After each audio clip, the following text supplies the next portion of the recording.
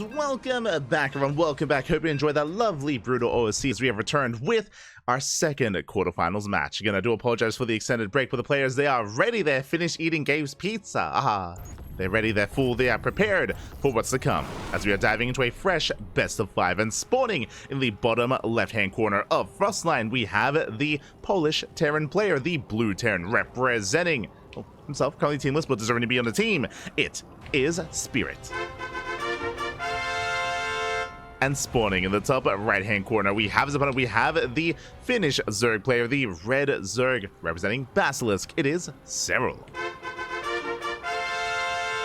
And if you're in the chat, you know what time it is. It is Gamba time. Predictions are open. Place your bets on who you think will claim the series. Best of luck in the chat. Ooh, as a reminder, this is a best of 5, and the loser of this series will be eliminated from the tournament. It is double elimination, but only from the semi-finals forward. So the tournament life, their tournament lives are on the line. They are on the line here as we do embrace our starting map. Going to be on Frostline, a very large map here in the map pool as well, very wide open. I'm curious how players will approach this. Again, coming into this series, Serral is a heavy favorite for sure. Definitely, he's the last Zerg player in the tournament. I didn't get to mention that, but yeah, true. He's the last remaining Zerg player in the entire event here, and we'll see if he can represent Zerg coming on forward or moving forward in this tournament. Can we stop all the TVTs? I want to believe. I want to believe, Pappy. Let's go. Meanwhile, of course, Piotr did have a pretty big upset in the group stage. For those that are curious, to make it out of the group stage, Piotr, he took down Showtime, was able to bring down Showtime in a best of 3. That was a big win for Spirit, and from that has been able to secure himself here into the top 8 of HomeStory Cup.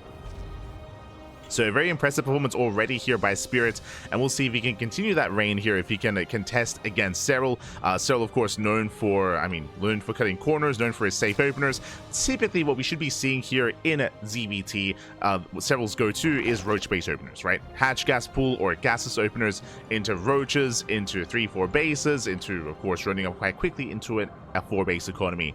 We'll see if Serral can get away with that. We'll see if Spirit can punish that. Going over the EWC matches, of course, that is what Clem was really was able to excel at more than anything, is just punishing the greed of Serral time and time again, able to punish him for cutting corners, cutting link production, cutting roach production, and punishing his greed. Again, I'm sure Spirit is fully aware. I'm sure he's fully aware of Serral's style and of how Clem approached it, but how will Spirit approach it? So now he does dancing. Does dance with the links, chipping away at them. But no major damage behind this, going for a third CC before Starport. Very economic build here out of Spirit, which is what we expect. I was referring to this earlier in the chat, but again, Spirit, he is known for his late game. That is what he is best at when it comes to cutting corners and embracing a longer game state here in ZvT and slowing the game down, more importantly. Now, I don't think this is a good map for that. I think there are maps like Abyssal Reef, King's Cove, and even Neo Violet Square, where you can get a 4 and 5 base up very safely and very securely. Here on King's Cove, the bases are so spread out and so wide open. I do favor an aggressor, or I should say I do favor someone like Serral in this kind of game state, just because it is that much more difficult to really turtle up, specifically on this map. So we'll see how Spirit will change his approach. We shall see. For the time being, getting to his add-on swap, Tech Lab is done, going Reactor Hellion into Banshee. Add-on swap is upon us. Banshee is going to be on the way. Overlord tries to dip in, gets eyes on the gases. Not much more than that. Serral has been droning, pulling back into gas. Did not skip out on Link Speed. Link Speed was researched, but we should soon be seeing his tech of choice. See if he goes into a lair, into a roach horn, into a Bailey nest. What does Serral go for? We should be seeing in the next 30 seconds. The next 30 seconds. As Spirit is rotating around, looking for a way in. Overlord does go for the dive, and the Overlord will confirm researching Stim and the researching Tech Lab on the starport. So Serral, he is aware of Cloak Banshees. Fully aware of what's coming his way.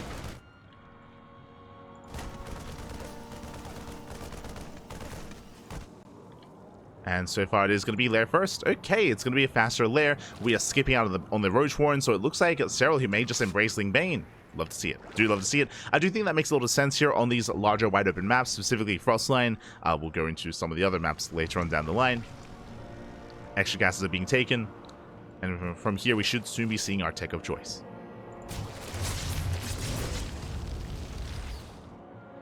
So Hellions poke in. I'm curious if Serral is going to be skipping out on Banelings. I feel like we should be seeing a Baneling nest by now. For now, just purely Ling Queen, joining up, getting a store base saturated. Lair is finishing up. Do we go for a Spire? No shot. Lair is about to finish. Baneling nest just now being thrown down. Still just running up.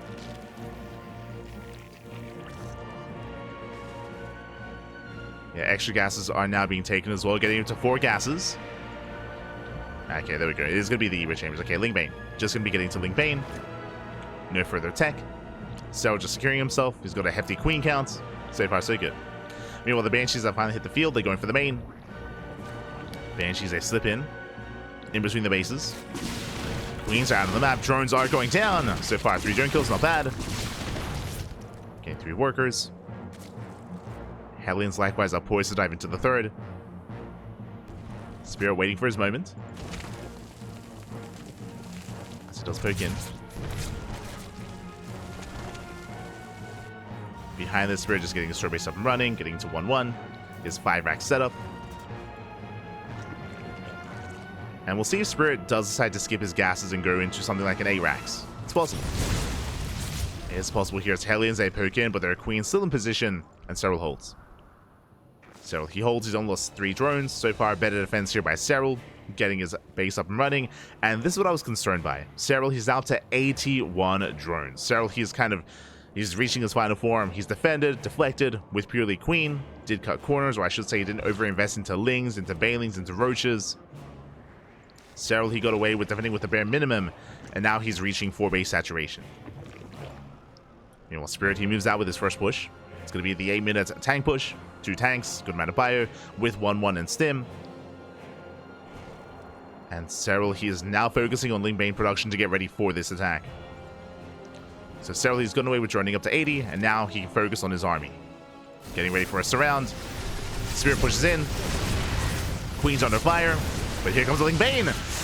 Spirit, he does pull back. Nice target firing, but Serral is setting up for the surround. He comes in from behind, and there's no way out of this. Banelings, they crash in. They shut down the Hellions, the tanks. The Marines survive, but Serral holds. And again, Serral, he can now just focus on pure Ling Bane production here from here. Going for the infestation bit, into Hive Tech. From here, he can go into Ultras, Vipers, Hydra Lurker. Meanwhile, Creep is just spreading throughout the entire map. And the dynamic is soon about to change. Basically, the dynamic that we're seeing here is that Spirit is the aggressor, right? Spirit, he's being aggressive, he's dropping towards the north, towards the south. But soon, once this base gets fully operational, that momentum is going to swing in favor of Serral. And Serral, he's already shutting this down. Nice splits, avoids the mine shots. And soon it's going to be Spirit taking more defensive role. Still being active though. Still being active on the map, still getting what trying to get whatever he can. Creep is respreading. Does get a queen, not bad. Queen goes down, Spirit pushing towards the south. Serral is ready for this though. Does have an army in position. Spirit does have that Widowmine behind this. So far, nice trades. Takes down 3 Banelings. Gets a Queen. Queen goes down. The target firing. Oh my god. Spirit takes down the Banelings. And he can trade against the Lings as well. He breaks through, getting to the mineral line. Serral, he has to respond. Does rotate. Ooh. And will hold. Serral will hold on at the same time here towards the north. Queen's under fire. Spirit doing well. He trades efficiently. He gets the Lings. He cashes out all the Queens. Spirit is keeping up. I said before that soon we should be seeing momentum swing in favor of Serral, but that is not happening. Spirit has been trading very well. Serral, he rotates, the army comes in. Serral not quite ready for this. Yeah, he has to come back home. He has to come back. Lings, they collapse on in. How good are the mine shots? Not amazing. Oh, even friendly fire. Serral holds, he shuts us down. Yeah, the mine shots were lackluster. And Spirit has to back off. He was committing quite a lot there to those winter mines. He gets cleaned up, still has some marines left over, just keeping Serral busy. And Serral does turn around for a moment there, but now he hits the third. Serral can finally be the aggressor. Tries to go for the mineral line, takes down the bunker. Went 3 depots. 3 depots go down. Serral maxing out. Game paused. And it looks like there might be some latency. Yeah. As we mentioned before, there have been some networking issues at the venue for HomeStory Cup that has been plaguing day 1 and day 2. We got a little bit lucky so far here in day 3, but the first instance has arrived, and if the lag spike did affect the game, then we are more than willing to, of course, remake. We can remake like 5-10 seconds later, especially. But it looks like right now we're just trying to wait out the lag spike. We are waiting it out. It was one of those things where, again, thankfully, it feels like it's been better today at least, but it's still not ideal. Not ideal. I don't know if it's been affecting the other stream as well, the main stream. But yeah, unfortunately, it's one of those things that is, for the most part, out of our control, right? Out of the control of the organizers, or Dennis and Take.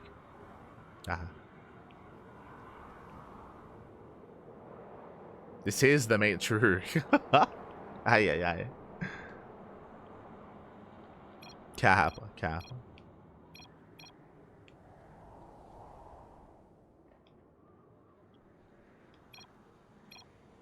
They're on a break. I see. Yeah. Which is quite sad. That's right. Oh, so we jump back in. Oh, we are jumping back in. Looks like the lag spike has subsided. Now we can focus on our move out. Spirit going for a split push. This time Serral's in position. Oh, Wintermine is denied.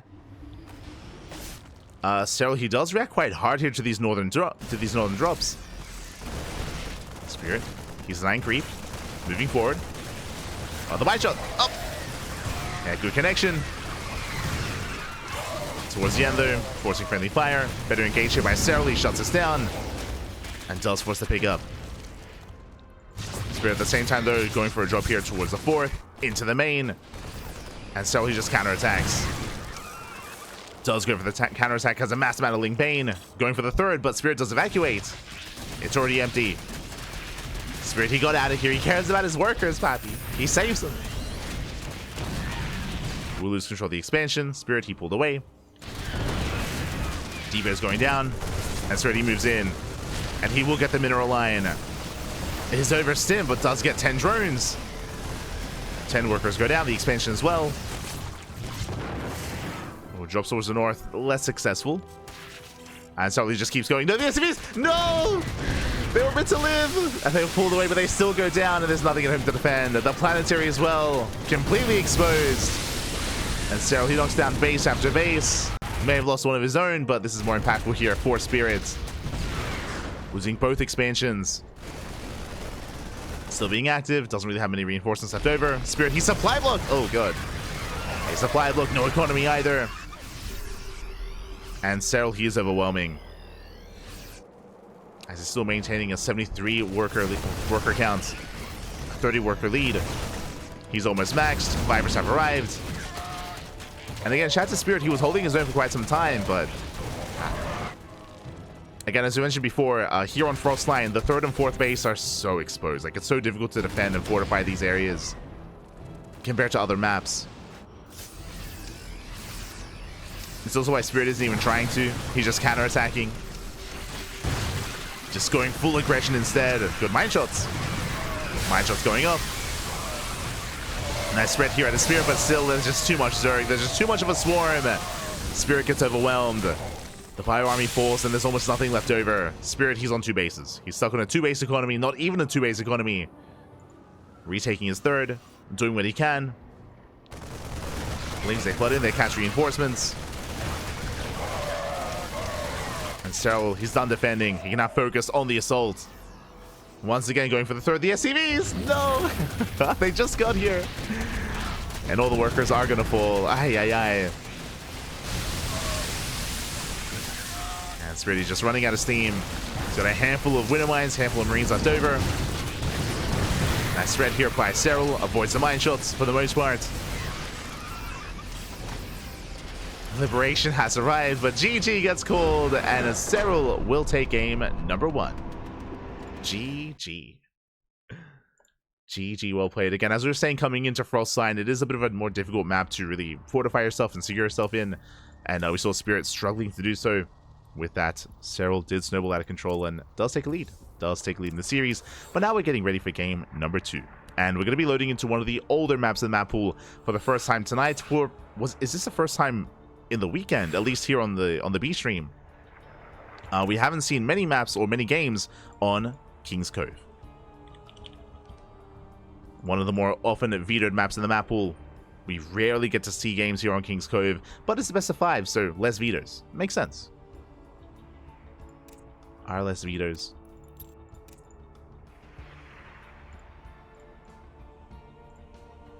And this is a map where you can get into a more secure 4 and 5 base economy. We'll get into it. We will get into it. As we're making sure we have all of our lovely casters.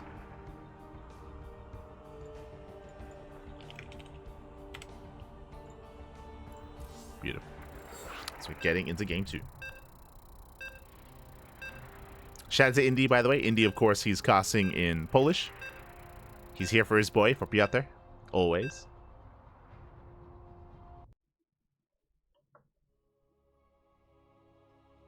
Here we go.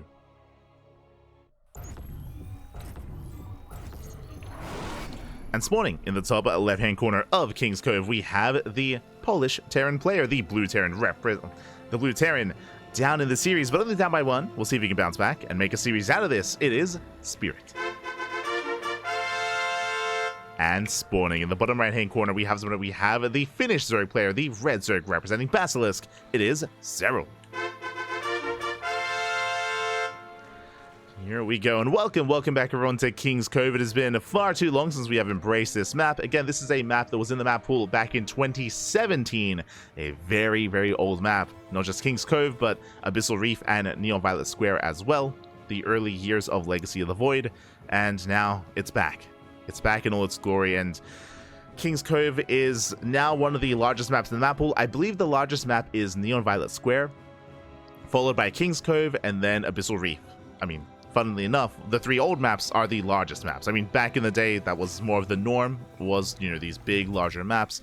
Was a different era, different time, different form of StarCraft. But we spoke a little bit earlier about how exposed Frostline was, as opposed to a map like this. Very similar to Abyssal Reef in that sense. Your natural is very, very difficult to actually push into. There's a very narrow ramp coming into it, of course. Likewise, the natural is on the same point of elevation as the 3rd. Your 3rd base is also here towards the left-hand side. Likewise, another ramp coming into it, so also a very secure location to defend. What I will say is that the 4th base is a little bit more exposed. Likewise, though, there's another choke point here towards the left-hand side, and you can try to get your, especially if you have map control, of course, you can get your 4th and your 5th base up and running here in the corner of the map. We'll see if that's going to be the case here for Spirit. As we mentioned before, like in that previous game in Game 1, Spirit, he just couldn't really do much about the Ling run-bys or Ling counterattacks from Serral. Couldn't really slow the game down. But some of these other maps are more prone to that. Whether it's King's Cove, Abyssal Reef is another one, even Neon Violet Square, because of the pocket base, and the also 4 and 5 base setup. It is also why there is a little bit of controversy regarding the choice of specifically these 3 maps that were added to the map pool. But we've talked about that to death. That's but now we are here. We are here in game 2. Link speed on the way. Hatch gas pool opener by Serral. Everything looking as it should. 3rd base on the way. And the dance has begun. Ideally, Spirit, he's hoping to catch that tumor, but barely is zoned away. Spirit backs off behind this, 3rd CC. So 3 CC before Starport. Economic build once again out of Spirit. Same opener he went for in game 1. And this most likely will lead into Reactor to Hellion production, into Starport, into Banshee play. So Hellions are on the horizon here.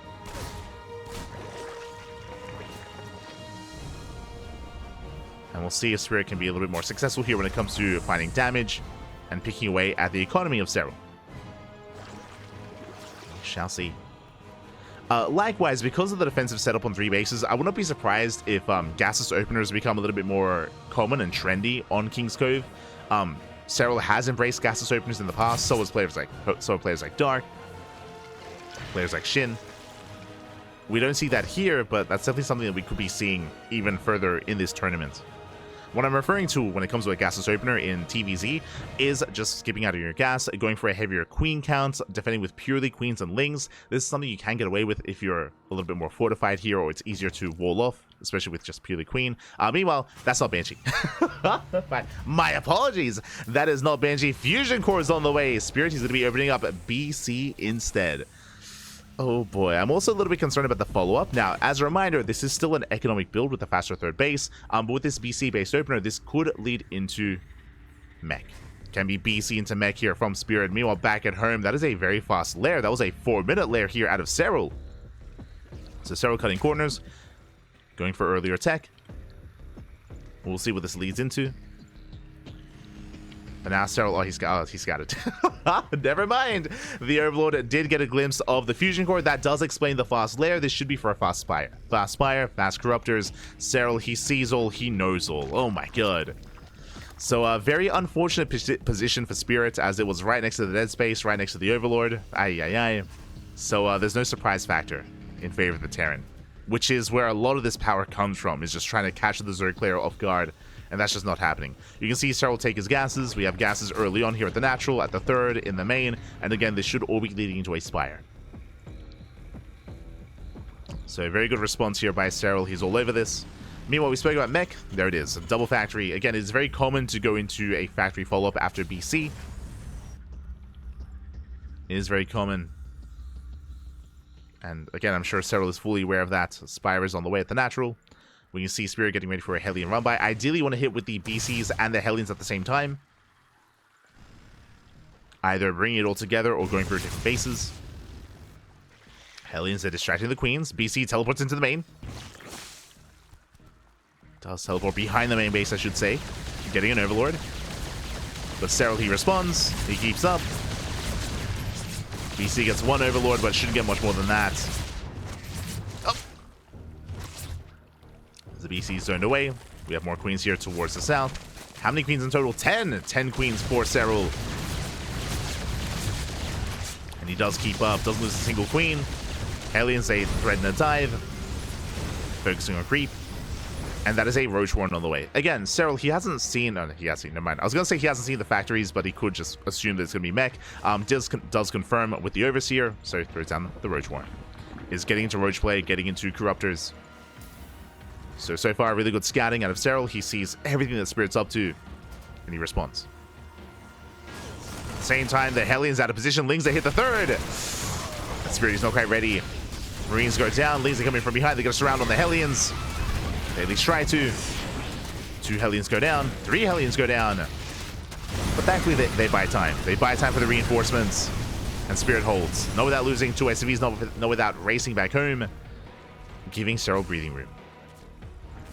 Now Serral, he can take his center expansion, getting his 4th. Embracing his upgrades, plus on range, plus on melee as well. Going into the infestation pits. Gives access to infestors, of course, for fungal growths. Meanwhile, Spirit is embracing Battle Mech. This is an older version of Battle Mech, of course. For those that are curious, the new patch is live, and that means that we have the old Cyclone. Immaculate Accelerators on the way. Cyclones are amassing. I'm sure there are some people curious about the bug that is plaguing the live version of the game that is not plaguing the tournament. For those that are curious, a mod has been produced leading into HomeStory Cup, and we are using a mod that does fix the Cyclone. So that bug is not going to be impacting the tournament. Thankfully, shout out to the mod maker, by the way. Shout out to the mod maker for basically patching the game for us.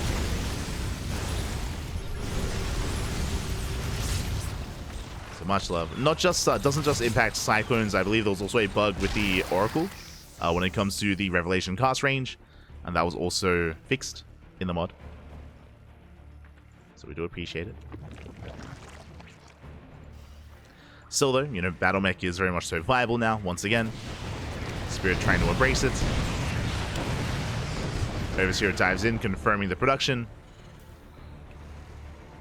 Confirming the composition as well. Getting eyes on the Cyclones, the tanks, the saturation. Ooh, and Serral here responds with Swarm Host. Let's go! Again, a bit of a more old school response, but against a more tank-heavy composition, it makes sense, as tanks are on the way. Spirit, again, he's switching out of Cyclones into tank production. And that is where Swarm Host can thrive. PC's coming in from behind. Corruptors are going to be able to keep up. They shut the BCs down. They force a teleport. BCs, they get one drone and one queen, but that's all they get. When it comes to the effectiveness of Swarm Hosts and why you don't often see them, is specifically against Battle Mech, Swarm Hosts can struggle. I'm referring to a more heavy Hellion Cyclone composition, just because they do such a great job at gaining map control and chasing Swarm Hosts down and punishing them. But because Spirit is switching to more tanks, as we can see here, just more tanks on the way, it's more stationary, does mean that Swarm Hosts can escape that much easier. They can dip in, get their local save off, then dip out. A little bit more difficult to punish, I should say. As the local save makes its way in towards the natural. Going for the mineral line. And we're going to get some SCVs at the same time. Corruptors, they do hit the third. No kills, but they do force some lost mine time. CC almost goes down. More Nidus Worms. And Spirit is stuck at home. He is stuck at home. BC's looking for that Nidus.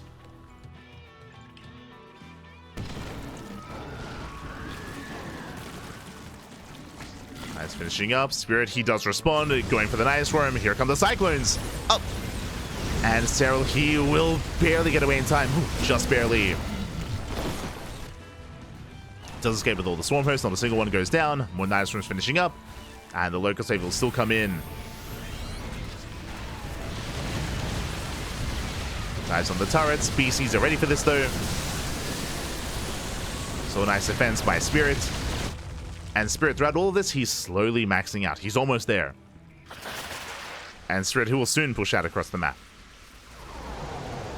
But now Corruptors are going for the CC. That forces a response here from the Cyclones and BCs. At least the Cyclones. As you can see here, Spirit, he's going to mass Cyclone production. He's done with tanks. After seeing the Swarm Host, of course. Now looking to move out. He's maxed. And it's going to be on Serral to slow this army down. As we mentioned before, King's Cove compared to Frostline is more like fortifiable here on 3 and 4 bases. Now a 5th base is on the way, making use of choke points. Walling up, walling up. The terrain as well is quite awkward with all these cliff faces, with all these rocks. So this is a better map for something like Mech, or even a slower form of like Bio. Or Bio tank even.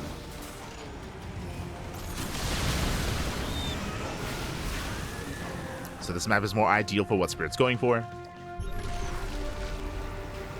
Pushing through the center. Gaining ground. Serral behind this, building up more Link Bane. Oh. Again, trying to slow this down. So we're getting pinged back. Almost, they're coming in from behind. Let's go. They're coming from behind. They're going for the tanks. The tank line is exposed. He gets 1. He gets 2. He gets all 4. All 4 tanks go down. Massive pickup. The flanking Swarm Host. Likewise, another tank goes down. Spirit just getting picked apart.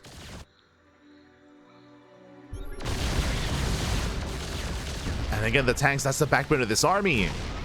It's down to 4. Another DC falls.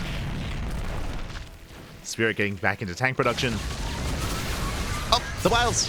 Oh my god, another BC as well. Very clutch Biles here out of Serral. Despite the teleport, they still go down. And those Swarm Hosts are still active. They're still out there.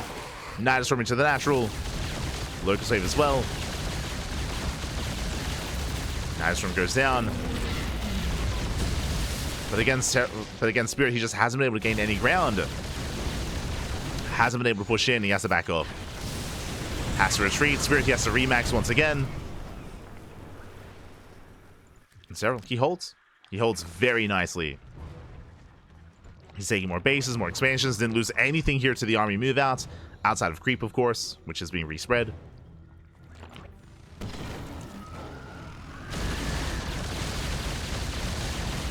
BCs once again. Another one goes down. Spirit down to one battle cruiser. A teleport's on cooldown, which means it's going to fall as well. Massive pickup. From here, Serral can take into Broodlords. More tanks falling. Oh, massive connections. Spirit not paying attention. Bailings, they crash in. They shut down the Hellies. They're going for the mineral line. And Serral, he's just pulling Spirit apart. I mean, shout out to Spirit. He had momentum for a lot of this game, right? Like, he was able to max out, able to defend, able to push out as well, but Serral is just all over it. Just really impressive play there by Serral with his Nidus Worms, with his, surround. The Swarm Host with the MVPs.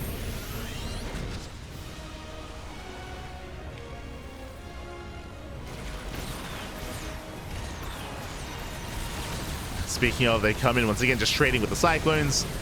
Has Serral lost a Swarm Host? He has not. the value, the efficiency. Not a single Swarm Host has fallen this game. Not a single one. Going for another run by. Spirit getting into Mech Ghost. Nukes are on the way. Let's go.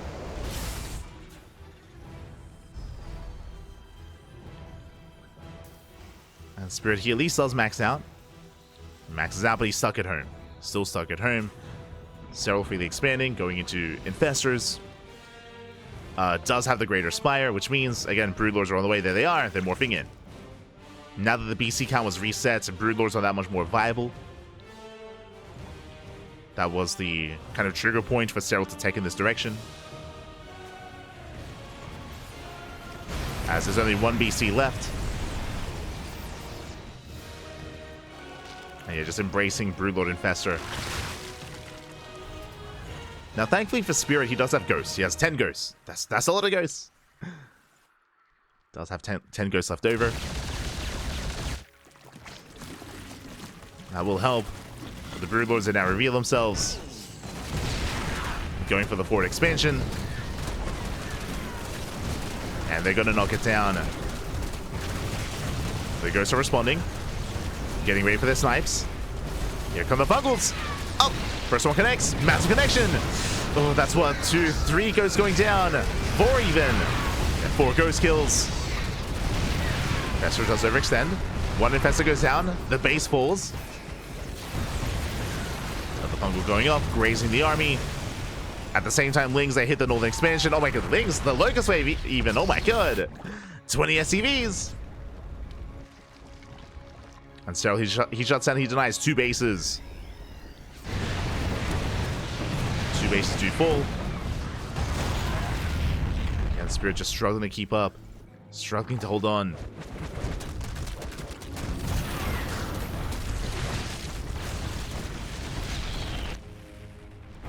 Again, these Swarm Hosts have been around almost the entire game, and they just keep getting more value. They just keep getting more damage. So again, Serral pushing in. The Locust Wave gets the Mineral Line, or 2 SCVs even. The Neural! The Neural in the BC. It's gonna fall. Let's go, the Microbial Shroud. Let's go. I think the Microbial Shroud's the same key as the Bile, so it's fine. But Serral's Hockey setup, I mean. As he does kind of here against the Cyclones. We see Spirit trying to transition into Mass Thor Ghost. There's going to be a lot of Thors. Snipes coming in. Gets 1. Gets 2. Gets 3. 3 Broodlords go down. Nice snipes here from Spirits. At the same time, Locust Wave towards the south. Going for the natural. Getting 8 more SCVs.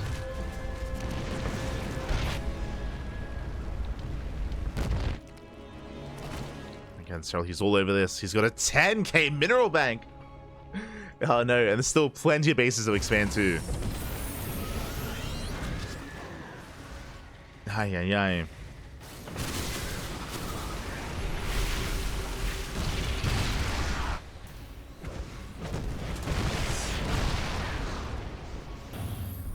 he dips in. Denies more mining.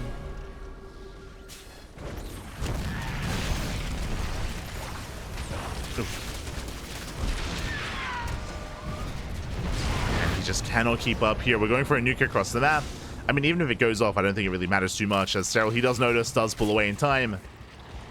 Getting to Vipers. There's a lot of creep going down. Nuke gets caught, or Ghost gets caught. Another nuke on the way. I mean, that does give a Spirit a bit of breathing room. Able to finally take the center expansion. Takes down the Nidus. Serral working his way out of Broodlords. He's down to 4. Hasn't replaced them. I mean, upon seeing all these Thors and Ghosts, it makes sense. Like, you do need to be quite fluid with this kind of army. As finally some Stormhosts go down. And Serral instead switching into Lingbane into Ultra, looks like. As Ultra upgrades are on the way. Catching the Cyclones. Moving in. Again, something more mobile. Just going for the Planetary. Oh, the Banelings! Oh, they crash into the SCVs. Another Planetary falling.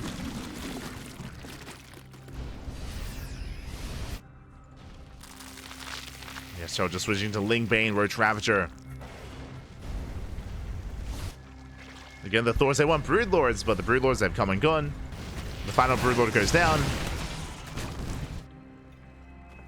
Now it's all about Lingbane.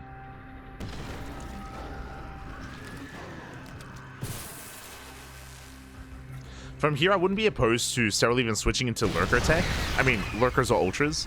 The big reason for this is because the tank count is quite low now for Spirit, as he's been switching into hard Thor production. Into more anti-air. So that's where a ground-based army can thrive that much more. But now just Lingbane. And storms into the main.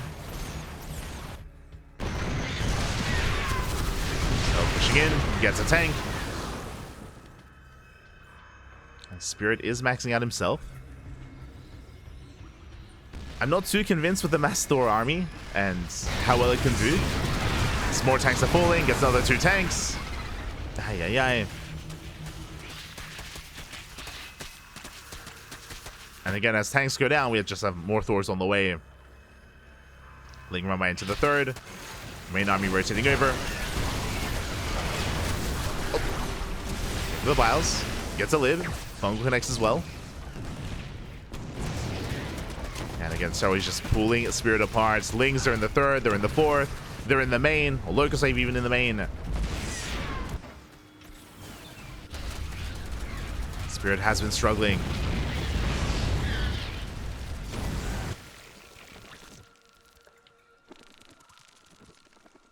I'm still waiting for the first time of Ultras, but I mean, I guess Serral doesn't need them. Like, he's doing fine. Going for the Planetary. Spirit out of position. More tanks will be going down as they are exposed. Once again, just very efficient trades here by Serral. Gets 3 tanks and a base. Rotates over. Does come across the Thors. Respects them.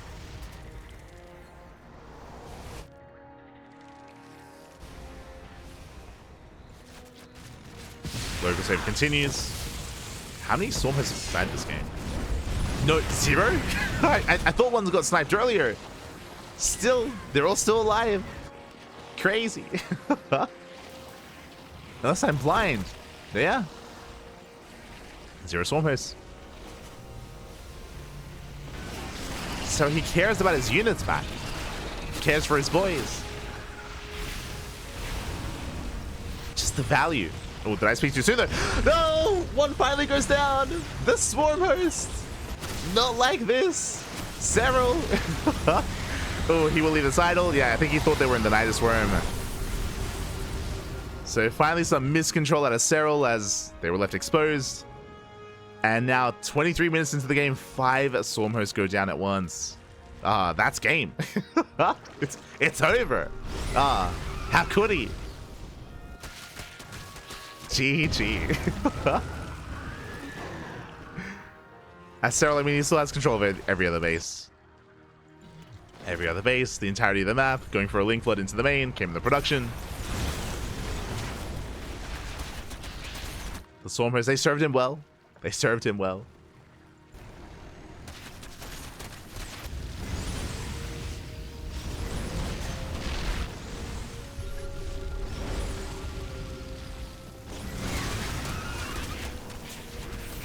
As the Unspirit, he just can't get his bases up running. He's what, on a 2-base economy at this point. Now, he can still take a fight, is the thing. Like, again, bearing in mind, he has a massive army. I don't want to understate that. It's that 143 army supply. Eventually, he'll be forced to move out, as he's been slowly expanding. He's taking this northern expansion, and he's pushing towards the bases of Serral. Well, let's go the Neural. But the next base should be top right. And then Spirit rotates towards this base. So Spirit, he's been slowly migrating over.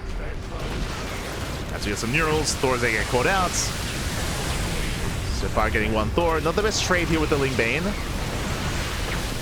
Lingbane crashes in.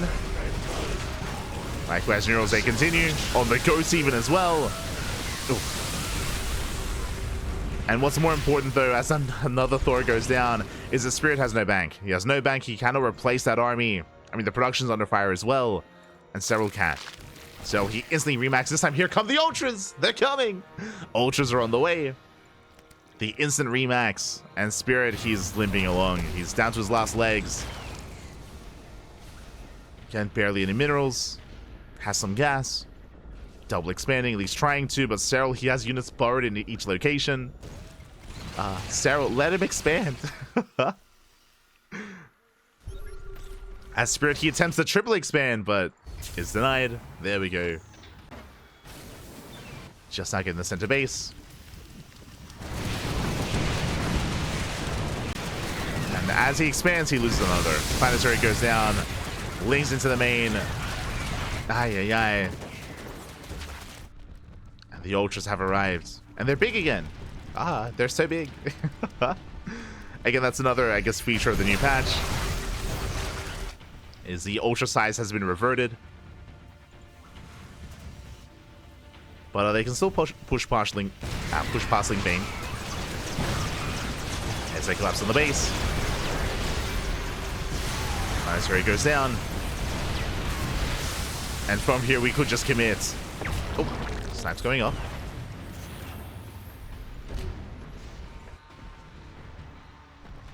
So retreats, remaxing, more Infestors, more Vipers.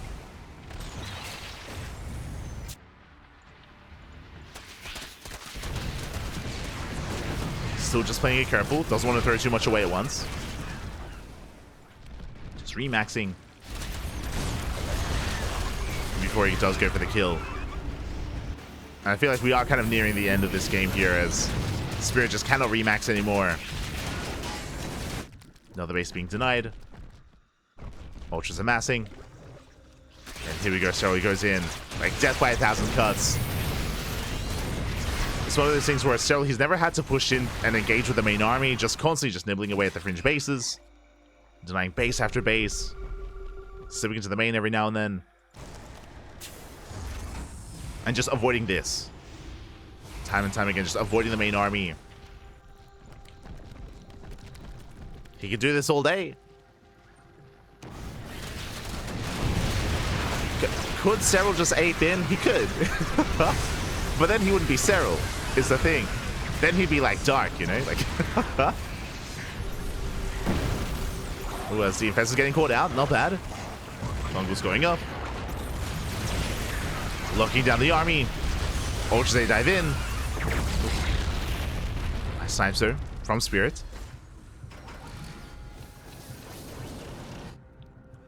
To snipe trades, I mean, as best he can. Down to 10 ghosts.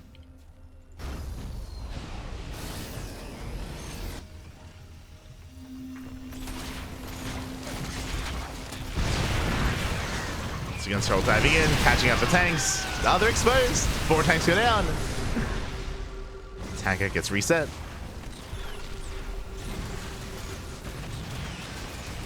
Serral is spending another dive. Denying the mining, denying the base. And finally, Serral collapses in. Nice sniper from those ghosts. They shut down the ultras. Oh, but still a brutal trade. The Fungals are brutal. GG gets called, and Serral, he will take a 2-0 lead in this series. GG. Oh my god. GG, well played. Serral will take a lead, and Serral is now 1 game away from advancing on to the semi-finals. One more game is all he needs, and we'll see if he can close it out. We'll see if Spirit can bounce back. We'll see if he can fight back here, as we are getting ready for our next game.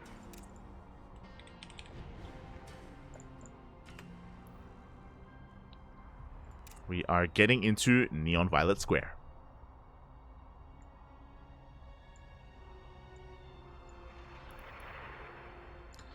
Meanwhile, has the other series finished? We're getting some more casters. More casters getting involved. Clan vs Nightmare did conclude. Oh my god, that was a much faster series in a way. It looks like we have confirmation. Clem did take down...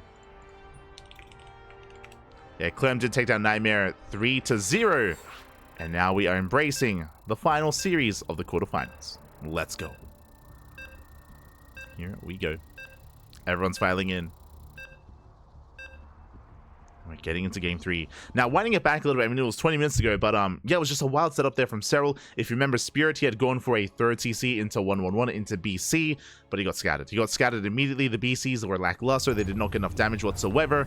He was shut down. Likewise, the follow-up mech was also scattered. Serral also shut that down as well, and was able to recognize it was going to be initially a more tank-heavy composition, and embraced his Swarm Host play. And the Swarm Host, they popped off. They gained so much value over the course of that game. We saw that it wasn't until the very end of the game where finally the Swarm Hosts, they were shut down. They were finally cleaned up. But by then, I mean, they'd more than paid for themselves. And it wasn't just the Swarm Hosts on their own, but the positional play of Serral. We saw that Spirit was able to max out at one point and push across the map. That was the one moment where I do think that Spirit, he had somewhat of a handle in the game.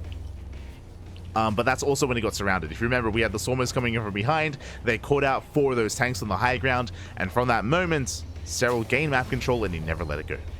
Never did let it go. And now we're getting into game 3. As spawning in the top left-hand corner, we have the Polish Terran player, the Red Terran. He's up against the wall. He has to fight back here and now to make a series out of this. It is Spirit. And spawning in the bottom right-hand corner, we have the Finnish Zerg player, the blue Zerg representing Basilisk. One more game is all he needs to advance on to those upper semifinals. It is Serral. One more game. Here we go. As we do embrace, once again, another older map, a very large map as well. This is the largest map in the current map pool. Welcome back to Neon Violet Square. We have the Pachinko machine, papi. The Pachinko, let's go. Some of the big features of this map, of course, is the pocket base. There is a pocket base here available to you, but there are less resources here at this expansion. Bear that in mind. Only 4 mineral patches instead of the usual 6. So there is less value here. Ideally, you want to save this base as a 4th or a 5th, or maybe even a 6th. Like you want to hold on to this base for later on down the line in a longer game state. Likewise, you have a ramp coming into the natural, so you do have quite a defensive advantage. Likewise, choke point here towards that the 4th and 5th base locations. So we'll see if Spirit can once again slow the game down and enter another longer, later game state. If we were, I don't know if Spirit would really embrace something like mech again. We'll see. We shall see. One of the differences, though, about Neon Violet Square compared to King's Cove is how open the center of the map is. I mean, semi-open. Sure, we have all these, squares. We have the Pachinko machine, and it can make things awkward when it comes to engaging. I believe ultras cannot actually move in here, and it does just, in a way, naturally just spread out your army against Lingbane, for example, creating all these choke points. So there can be some rough engagement points here, for sure, but in general, it's very wide open and very prone to getting surrounded. So it can be quite difficult as a Terran player pushing through the middle. Can be quite difficult. So we might just see more defensive play here out of Spirit. It's possible. It's possible. We'll see. But now we do see Serral taking the linear 3rd. Again, you want to hold on to the pocket base and save it for a little bit later on. But did go Hashgas spool into a 3rd. Serral scouting the fringe locations of the map. And Spirit going once again 3CC into Starport. Economic opener here by Spirit 3 games in a row. Now we saw that in game 1 this led into Banshee play, game 2 led into BCs. Here in game 3 I'm predicting Banshee play once again. Typically you don't want to rely on BC play too heavily in a series. As we mentioned in the last game, a lot of it is more reliant on surprising your opponent, that surprise factor. Didn't happen at all last game. So Spirit most likely will avoid it here. Lings, they do get into natural, they get 1 SCV. Just the 1. Oh, also my apologies. I think the chat is letting us know that ultras can fit through this? Question mark? Okay, never mind. Wait, can they? With the new big ultras? Okay. Never mind.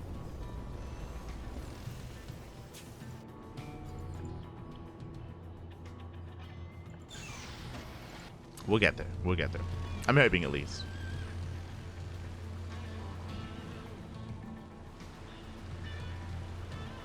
Because I think the slim down ultras, sure, but I mean, I guess we might find out.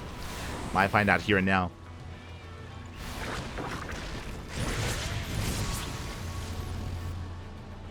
As we do have a more buy heavy composition behind this, getting up to our 5-rack setup. Meanwhile, Serral going for his own lair-based opener. A little bit later compared to the last game, of course. Going to lair, going to roach play as well.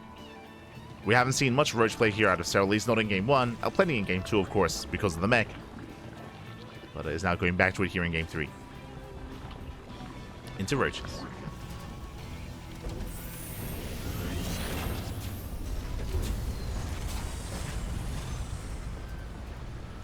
Spirit, he's going to be going for the low ground expansion. Okay. He's going for the low ground. I mean, especially with these rocks, this expansion is actually quite secure. Another big feature, of course, is the gold base, which is far more exposed. I don't know if we're going to be getting into the gold at any point here from the side of the Terran. From the side of Serral, sure. We'll be able to. If he does gain map control. But now there's Serral getting into his 1-1 upgrades, carapace and range. Embracing Roach Ravager. Just a really safe way to play. Very safe. Lings here for a way they catch the tank. Tank gets surrounded. Massive pickoff. Ooh, as he barely does get it. Repairs not in time. And that will slow down the push. Ay. Again, ideally, Spirit, he wants to build up towards 2-3 tanks and move out at around 7 minutes. But is going to be heavily delayed. So a big moment here for Serral. Behind this, I assumed it was going to be Roach Ravager into Lingbane, but no, it's going to be Roach Ravager into Hydras. Hydra Den has been placed, Infestation Bit as well, working towards Hive, working towards potentially Lurkers. So a very different kind of style here from Serral in Game 3. Do appreciate that he's mixing it up. Speaking of Hive, Hive is already on the way. Hive is in production. Scout into the main, gets eyes on the 5-rack setup. Not just 5, we're getting into another 2 behind this. Okay, we're taking gases. For the time being, Spirit, he is on 7 Raxes, which is quite an amount here. It could just go, I was going to say it could just go for an 8 Rax, 3 base all in, but he's taking a second gas. He's taking another gas here at the 3rd.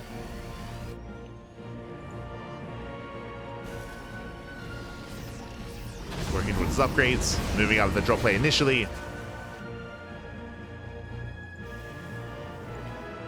So he does move out. Meanwhile, back at home, Serral just taking quite quickly into not just the Hive, into Lurkers. Into Lurker tech as well. This does feel quite greedy here from Serral. Hellions, they hit the 3rd. Serral does pull away in time. Roaches respond. Double jump into the main. But the Queens are ready. And Serral, he defends. So far, so good, but here comes the main army. Yeah, Spirit, he does push. Again, tanks likewise, I don't think they can quite fit through the Pachinko machine. Spirit does move out. But Lurkers are already on the way. They just finished morphing in, just in time. Again, this lines up quite nicely here for Serral. Bars the Lurkers. Zones away the army. And Spirit is committed. There's no second gas behind this. At the third, I mean. There's no second factory. There's no 4CC. Spirit is committed. Speaking of another tank, though. As he unsieges, one tank goes down. Second tank goes down as well. Barely does survive. Whew. Does keep it alive. Top drop runs into lurkers. Serral holds. Serral, he's holding on. Spirit dropping into the main. But Serral, he's keeping up, has spores in position. That does deter Spirit.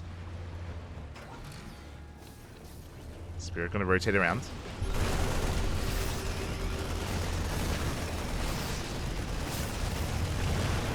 Oh, setting up in those squares. Let's go. And that is gonna make it awkward for Serral to engage. And again, as a reminder, Spirit, he is 3 base all in. Like, still no 4th expansion. Not yet. Just producing nothing but Marines. Who needs Marauders? Just mass Marine. Oh. Trying to force his way through. Has to rotate his tanks around. Oh, catching a Viper. Not bad. Nice pick up here by Spirit. Picks up the Viper, getting ready for a June drop into the main. Does dive in. Queens are ready. 1 medevac goes down. But the rest of the army not quite here. Second medevac goes down. Almost a third. Lurkers, they respond in time. They will shut this down. It's going to be 11 drone kills. Lurkers a little bit too far back. At the same time, Spirit diving in. Going for the expansion. We'll bring it down. I say that. Lurkers, they reposition. But the expansion will fall. Gets a hatchery, gets 16 drones. I mean, Spirit, he's getting damage done, don't get me wrong, but what about the army? What about the lurker count? Still looking healthy. Liberated into the natural. Is shut down. And Spirit, he's still just rallying across the map. Making 9 Marines at a time. 10 Marines even. Again, just 3 base all in. Up. As I say that, though, 4CC now on the way. Has Spirit done enough damage? Oh. As tanks are getting picked up. Serral making use of that hive. Making use of those Vipers.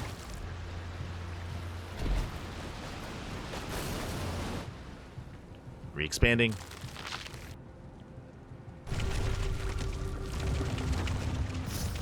Oh. Once again, toss a quick at the Viper, almost. Gasito. Viper goes down. Double drop towards the third. Does dive in. Have their lurkers in position. And Serral defends. Does hold on, going for his own lurker drop across the map. He's crazy. He's going in. Does zip into the main, getting on top of the production. And he will force Spirit back home. Oh, the tank getting stuck there for a moment. It's fine. But yeah, I know massive units can't fit through this, but I guess tanks as well. Zerka's 8 busts into the main. Not bad. Came in the production. Now Serral can finally breathe.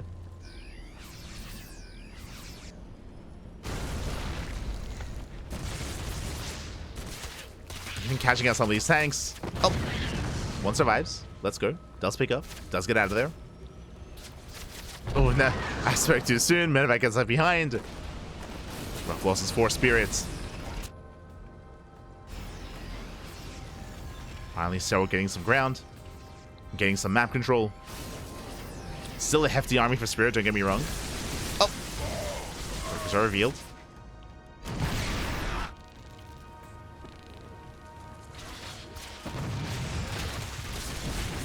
Are revealed. Serral going for a massive counterattack. Spirit out of position. Does he counterattack as well? He's going for it. He's going for it. He's going for the base trade. Oh my god, but there are lurkers back at home. Massive connections. Not like this.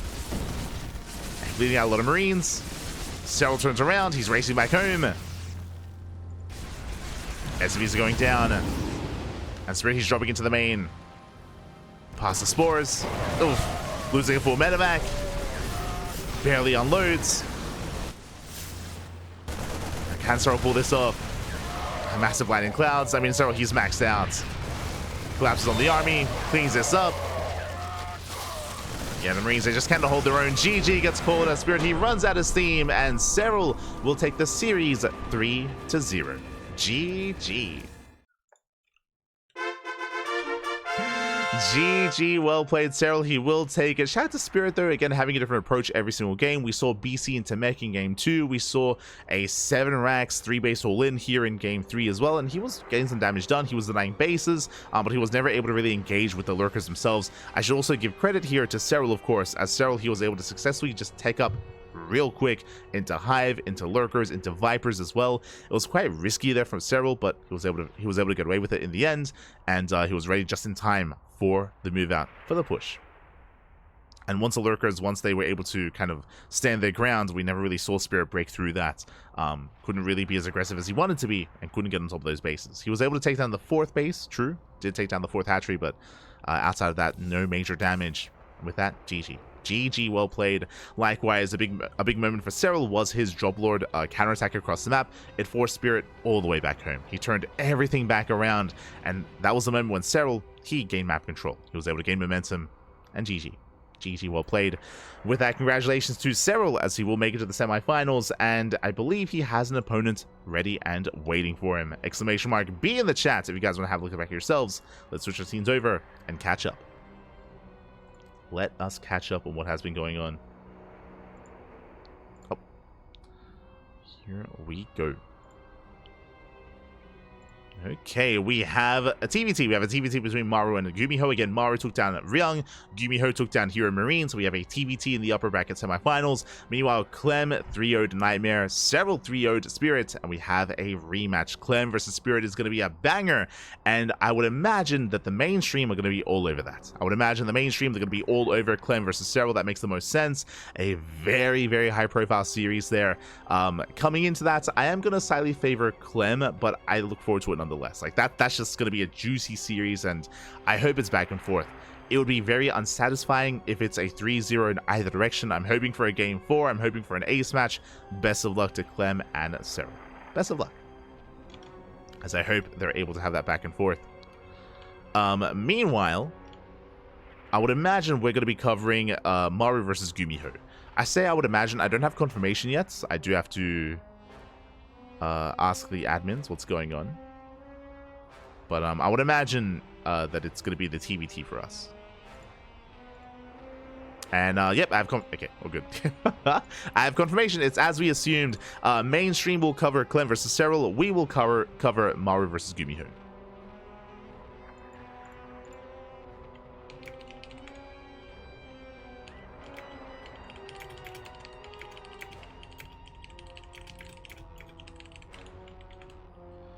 I'm also trying to confirm as well whether or not Maru versus Gumiho is going to be our final series on the B stream. Again, we're not going to cast the entire tournament. Most of that's going to be on the main stream. I just don't know if we're also going to cast the lower bracket as well. So we'll find out. We'll find out. Meanwhile, it does sound like they're having a winner's interview with Serral over on the mainstream, so they will be covering that. And there is going to be an extended break. There's going to be an extended break here as they're doing the interview. They're getting their players set up and ready. I'm sure there's some like out of game like content that they have planned at HomeStory Cup as well. And yeah, because of that, take this moment, get some snacks, get some food, get some water, drain your disruptors, massage your marines, tuck in your tempests, and we'll be back in 15 or so minutes with Maru versus Gumiho. Potentially longer, just as a heads up.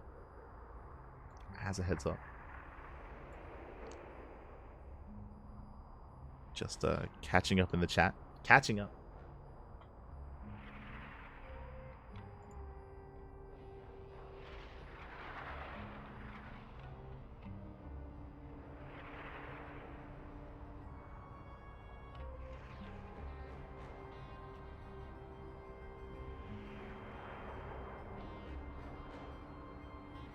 But, sorry, just catching up. Okay, with that, we're going to be going in a short break. We'll see you guys in a couple of minutes with some more StarCraft. See you soon. See you soon, Pat. See you soon.